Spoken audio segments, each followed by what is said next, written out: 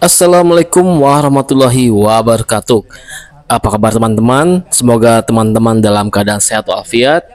Saat ini saya berada di Museum Layang-Layang Indonesia yang berada di Jakarta Selatan untuk melihat suasana seru dan hangat acara seni panahan tradisional Jawa atau yang dikenal dengan Jemparingan yang diadakan pada hari Sabtu 16 November tahun 2024. Jemparingan bukan hanya sekedar olahraga, melainkan sebuah olah rasa yang berakar pada nilai-nilai tradisi Jawa. Seni panahan ini memiliki filosofi mendalam yang menitikberatkan pada 4 nilai utama, yaitu sawiji atau konsentrasi, greget atau semangat, sengguh atau percaya diri, dan oramingkuh atau tanggung jawab. Acara ini terselenggara berkat kerjasama antara Museum Layang-Layang Indonesia dengan Paguyuban Trah Hamengkubuwono Sejabodetabek serta dukungan komunitas pemanah seperti Juluwasi Atma Jogja dan Kober Archery Society dari Yogyakarta. Berbeda dari panahan modern, jemparingan tradisional menggunakan teknik membidik dengan mata batin. Busur atau gandewa diposisikan horizontal dan anak panah dilepaskan berdasarkan perasaan bukan pandangan fisik.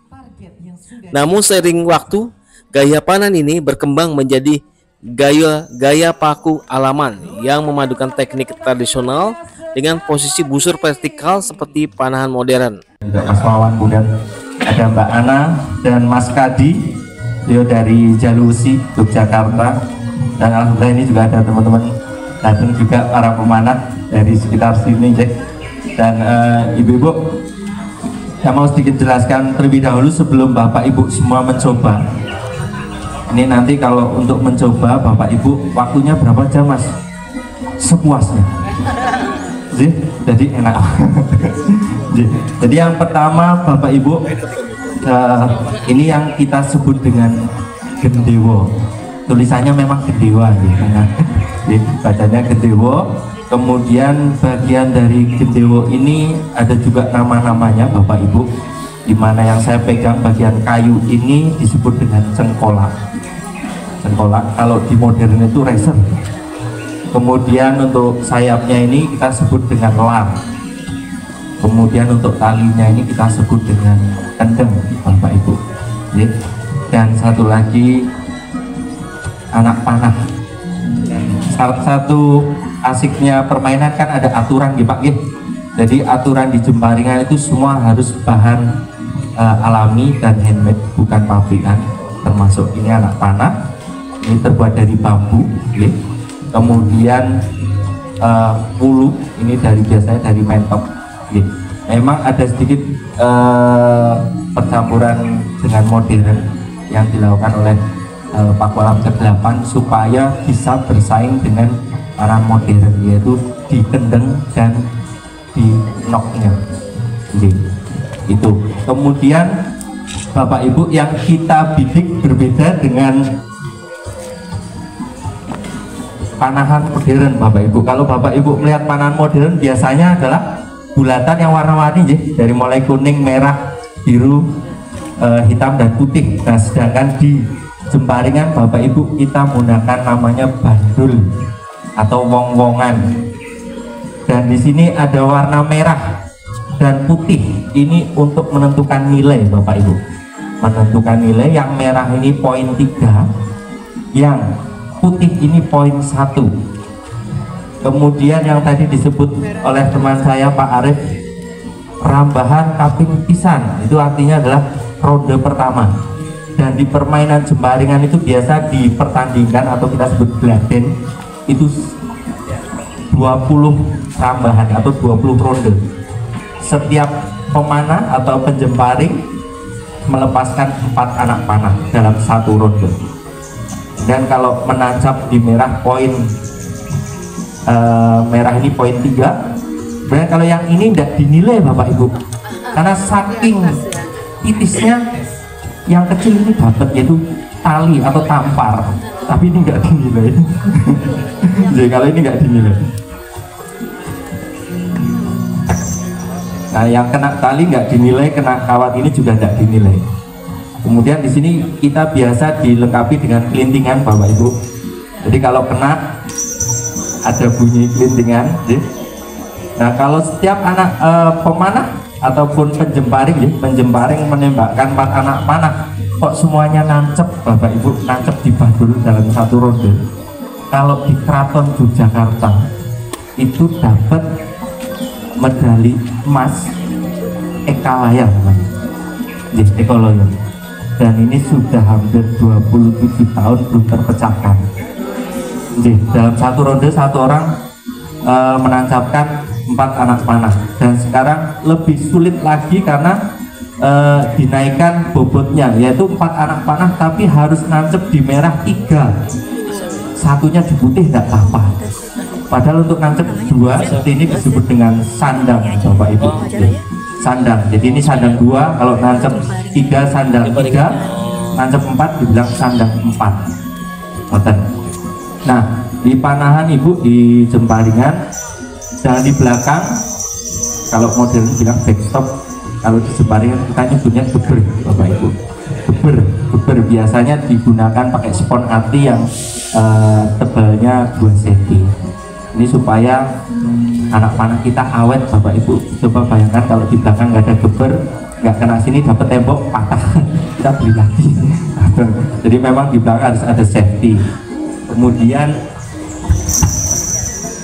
safety nanti untuk mencoba, Bapak Ibu, jadi ada beberapa yang harus saya sampaikan, bahwa jemparingan ini salah satu olahraga yang sebenarnya berbahaya.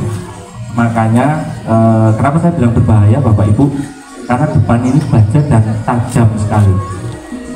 Ini untuk kena di spot ati yang tebelnya 2 cm itu bisa masuk tembus segini, Bapak Ibu. Jadi kalau cara nariknya sudah full itu segini. Nah, kalau Bapak Ibu nanti untuk safety-nya, setiap penjemparing yang Bapak Ibu yang mau mencoba menjemparing itu akan selalu didampingi oleh instruktur. Jadi nanti di sini kami ada Pak Wawan, ada Mas Kadi, ada Mbak Ana, kemudian juga ada lagi Mas Wawan dan Pak Ana, gitu, dan saya sendiri. Nanti untuk memegang alat harus ada instruktur. Dan juga bagi Bapak Ibu yang mau berfoto menggunakan alat harus didampingi instruktur. Harus, sekali lagi, hanya foto sekalipun harus tetap didampingi. Kenapa, Bapak Ibu? Karena kalau Bapak Ibu berfoto, misalnya duduk atau berdiri untuk berfoto, ditarik sedikit saja terlalu tinggi, Ibu, mungkin ke sana hampir 100 meter nanti. Itu kenapa berfoto saja harus tetap didampingi oleh instruktur. Kalau sudah ditarik, ujung anak panah yang kita sebut dengan bedor ini yang diarahkan ke titik bidiknya. Jadi nanti misal Bapak Ibu dari sana membidik di sini misal, berarti nanti waktu ditarik, kemudian ujung anak panah ini yang diarahkan ke sini. Nanti kalau diarahkan ke sini, Bapak Ibu, anak panah itu akan naik ke sini. Ya, gapnya hampir 1 kilo lebih. Kayak saya tadi bisa kena di sini, saya nembaknya di sini, Pak. Jadi saya tadi dari sana, bidiknya di sini, anak panah larinya ke sini. Karena ini jarak dekat. Karena dalam geladen, Bapak Ibu, bagi yang sudah bisa menjemparing, itu dalam pertandingan itu jaraknya 30 meter minimal. Dan sekarang ini rata-rata geladen besar itu di jarak 32 ke atas sampai 36. Di Puro Pakualaman itu 36 meter. Jadi bisa dibayangkan Bapak Ibu duduk di ujung sana melihat Badul ini cuma 1 jempol. Untuk pakaikan ya Pak ya, mungkin ada yang belum tahu cara menggunakannya, pakemnya. Instagram tersebut ya.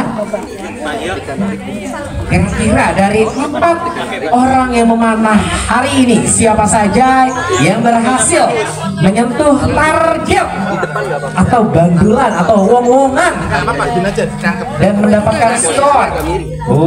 Bandulan atau wong-wongan?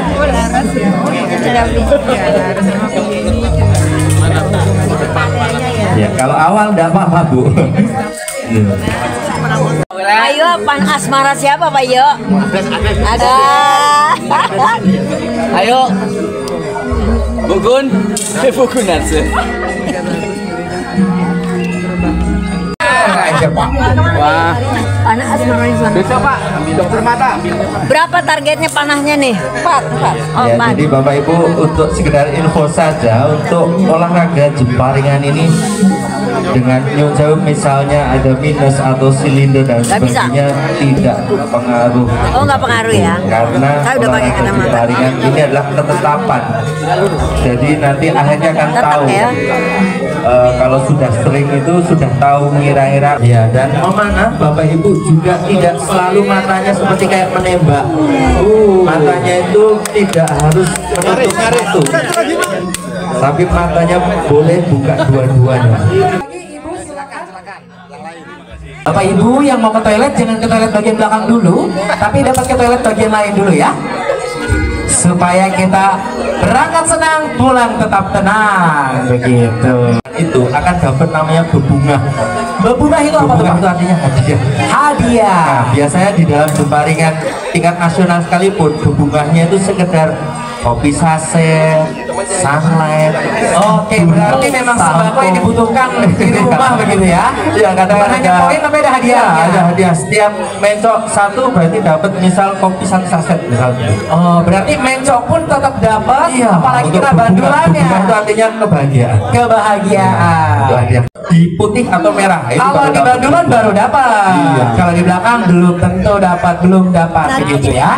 Nah, nanti kalau 20 roda atau perambahan juara 1, 2, 3 kita sebutnya titis 1, 2, 3. Oh, ronde itu titis. Titis itu pemenang. Pemenang. Juara Juara 1, satu, 2, juara 3. dua. Kita Mungkin ada beberapa Kalau saya aja pribadi senang banget. Juga museum juga pasti senang karena dengan banyaknya orang lebih mengenal budaya ini kan lebih bagus. Ya, kita kegiatan kita itu sebanyak mungkin yang berkaitan dengan budaya. Dan keduanya ini merupakan kabinet langsung dari Kota Yogyakarta. Enggak, ini kita baru coba. Kalau memang bagus kita akan rutin dan juga kita tahu Jakarta itu siapa aja. Karena jemparingan ini kalau di Jogja oke banget. Tapi kita kalau di Jakarta belum tentu ada. Minatnya ada. Tapi kita coba, nanti kita kirim di YouTube di mana gitu dan mereka banyak masukan-masukan yang bisa saya dapat. Oleh Yayasan Layak-Layak Indonesia pada tahun 2000. Kalau misalkan di Dalam Ibu rangka sendiri program tahu jemparingan dukungan institusional dari Dana Indonesia. Ibu sendiri tahu jemparingan nggak sebetulnya? Sama sekali saya belum tahu. Saya orang Jawa tapi saya nggak ngerti jemparingan loh. Makanya sangat sayang saya nggak tahu. Sekarang saya mulai tahu ini oh begini. Dan juga program kolaborasi Suka yang telah terjadi Menarik ya ini. dan membuat Menarik. beberapa atribut kuat dari Museum Layak Indonesia yang diharapkan Bagus. menjadi salah satu landasan utama Positif ya. untuk keberlanjutan Sekaligus kita kan kalau di sini kan budaya kental ya bangunannya segala macam. Jadi saya pikir oke aja, bisa aja. Mari Satu. uji fokus kita dengan menggunakan Kedepannya akan ada lagi kegiatan seperti apa?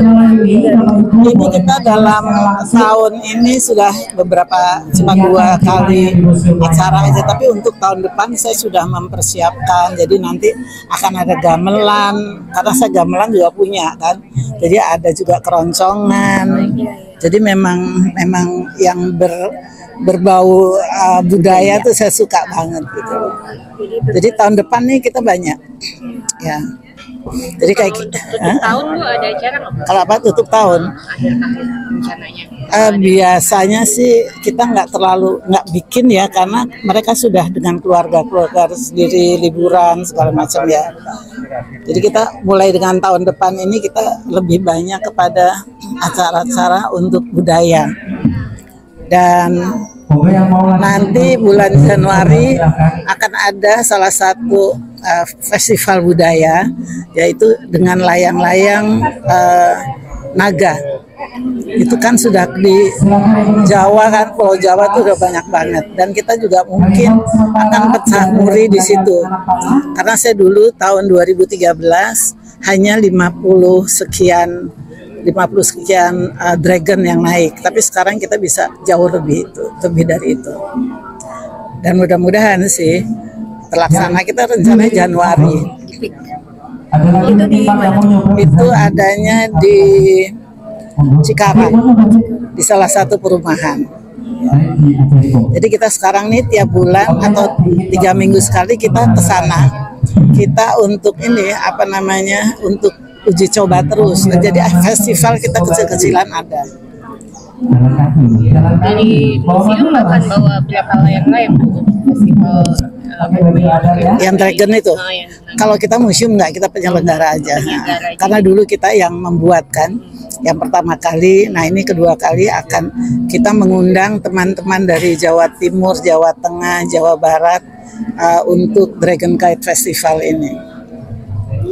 Ada kerjasama dengan Pengembang perumahan, karena memang kita butuh area luas. Nah ini area yang belum dibangun, kita pinjam dulu deh, bikin. Kebetulan anginnya bagus. Kita coba nih beberapa kali di sana, oke, bagus banget. Karena kalau dragon itu khusus harus angin yang besar. Ada yang 100 meter, ada yang lebih dari itu, tapi kita akan batasi supaya mengingat bahwa angin ya, kita nggak sebagus di Parangkusumo. Kalau Parangkusumo mau ratusan meter bisa, tapi kalau di sini saya belum pernah coba. Tapi nanti tanggal 23, 24 kita akan coba dragon kita naik untuk melihat kemampuan angin di sana.